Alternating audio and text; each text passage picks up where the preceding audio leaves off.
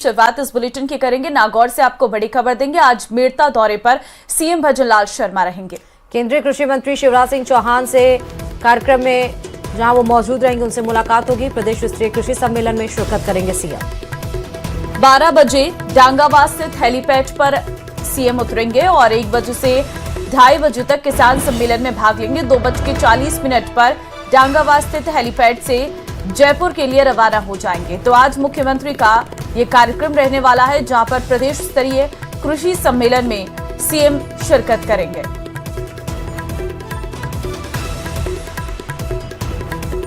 मेड़ता का यह दौरा सीएम का कई मायनों में अहम माना जा रहा है और साथ ही आज मुख्यमंत्री भजनलाल शर्मा के साथ केंद्रीय कृषि मंत्री शिवराज सिंह चौहान भी मौजूद रहने वाले हैं।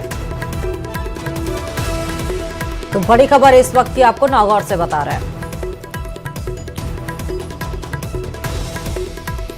और चलिए एक और बड़ी खबर है आपको जयपुर से बता रहे हैं। अरावली के मुद्दे पर कांग्रेस आज बड़ी प्रेस कॉन्फ्रेंस करेगी। गोविंद सिंह डोटासरा और टीकाराम जूली करेंगे प्रेस कॉन्फ्रेंस। अरावली पर्वतमाला के मुद्दे पर कांग्रेस अपना पक्ष रखेगी। अरावली को लेकर सरकार की नीतियों पर सवाल उठाएगी कांग्रेस। अरावली संरक्षण को लेकर रणनीति का खुलासा भी करेगी। आपने देखा अरावली के मुद्दे को लेकर जहां सेब अरावली एक तरह से अभियान पकड़ा हुआ है सोशल मीडिया से लेकर राजनीतिक गलियारों में, तो आज उसको लेकर कांग्रेस बड़ी प्रेस कॉन्फ्रेंस करेगी। गोविंद सिंह डोटासरा, टीकाराम जूली प्रेस कॉन्फ्रेंस को संबोधित करेंगे। साथ ही आपको बता दें कि अरावली के मुद्दे पर कांग्रेस एक तमाम सवाल उठाएगी और रणनीति को लेकर भी अरावली संरक्षण को खुलासा करेगी।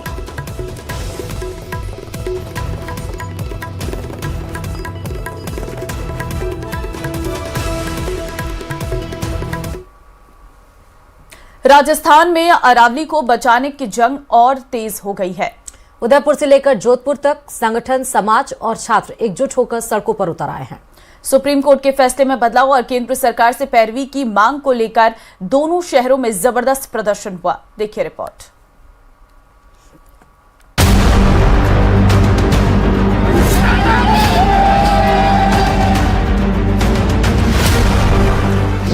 सड़कों पर अरावली बचाव की लड़ाई।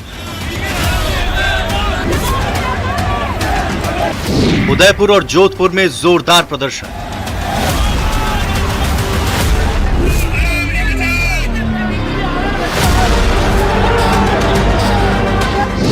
सिरोही और बूंदी में भी दिखा आक्रोश।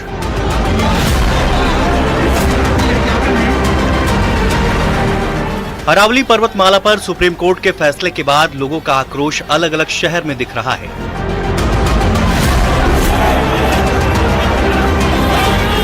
इसी कड़ी में उदयपुर अरावली को बचाने को लेकर बड़ा विरोध प्रदर्शन हुआ। कलेक्ट्रेट के बाहर कई संगठनों ने हंगामा किया। फाइनेंस ग्रुप, करणी सेना और विभिन्न समाज के लोग प्रदर्शन में शामिल हुए, जिन्होंने जमकर नारेबाजी की। लोगों ने सरकार से सुप्रीम कोर्ट में फैसला बदलने के लिए याचिका दायर कर अरावली पर्वतमाला को बचाने की बात कही।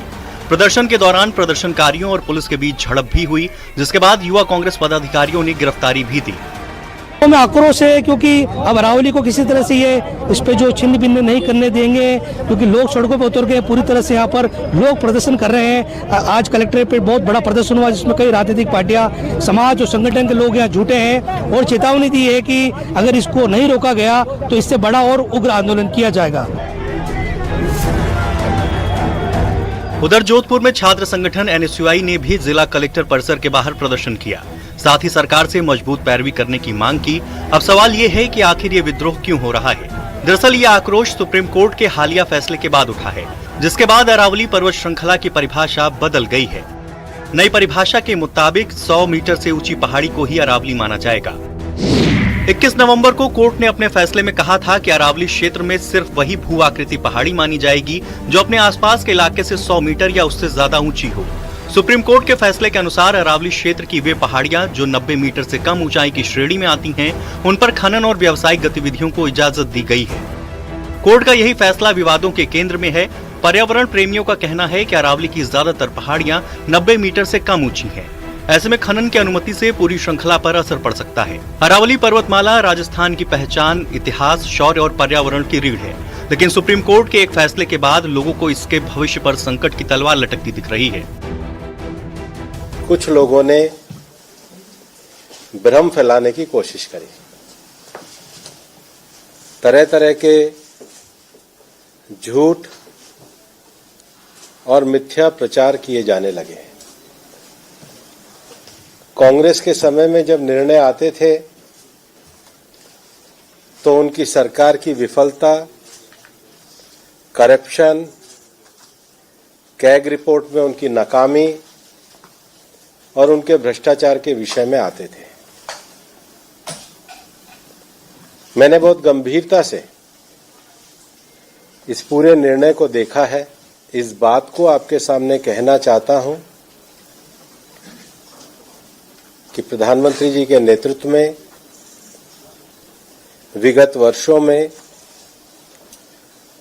ग्रीन अरावली मूवमेंट को, ग्रीन अरावली के विषयों को आगे बढ़ाया गया है। कि 1% ही असुरक्षित क्यों हो? क्या गुंजाइश है क्या आज के समय में एक पेड़ काटने की भी गुंजाइश है क्या? आप पूरा जो माइंस को खोलना चाहते हैं, सबसे पहली बात। दूसरी बात, मैं फिर इस बात को खारिज करता हूं, जो मंत्री जी कह रहे हैं वो बता दें, विज्ञापन जारी कराएं कि कौन कौन सी पहाड़ियां इसके नियम की वजह से खुलेंगी, बाकी सब बैन रहेंगी। करें जारी, पता चल जाएगा 2 मिनट में। ये गुमराह किसी और को करें। विशेषज्ञों के अनुसार पिछले कुछ दशकों में अरावली का 30 से 40% क्षेत्र पहले ही क्षतिग्रस्त हो चुका है। अवैध खनन और जंगलों की कटाई से कई स्थानों पर पहाड़ियां पूरी तरह समतल कर दी गई हैं। अरावली का संकट केवल पहाड़ों का संकट नहीं, बल्कि पानी, हवा, जैव विविधता और आने वाली पीढ़ियों के अस्तित्व से जुड़ा मुद्दा बन चुका है। अरावली सिर्फ एक पर्वतमाला नहीं, राजस्थान के भूजल, हरियाली, तापमान और मौसम चक्र के लिए जीवन रेखा है। प्रदर्शनकारियों ने चेतावनी दी है, यदि संरक्षण नहीं मिला तो आने वाले वर्षों में पर्यावरण संकट विकराल हो सकता है। Bureau report, news 18 Rajasthan.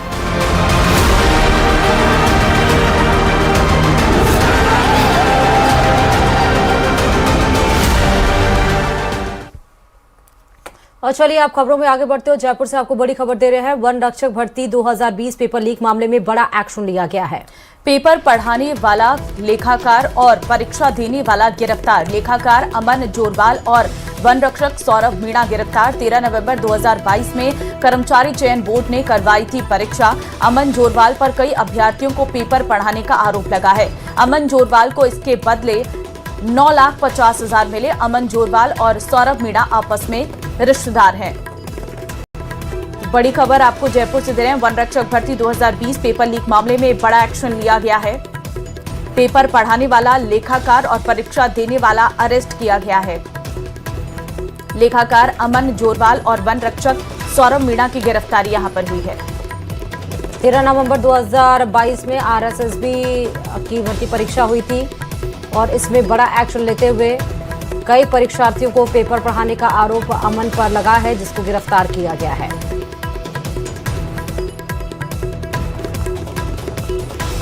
तो 13 नवंबर को आरएसएसबी ने यह परीक्षा करवाई थी। पेपर लीक मामले में वन रक्षक भर्ती 2020 के मामले में बड़ा एक्शन लेते हुए 2 लोगों की गिरफ्तारी हुई है। लेखाकार अमन जोरवाल और वन रक्षक सौरभ मीणा गिरफ्तार किए गए हैं। अमन जोरवाल को इसके लिए 9.5 लाख रुपए मिले।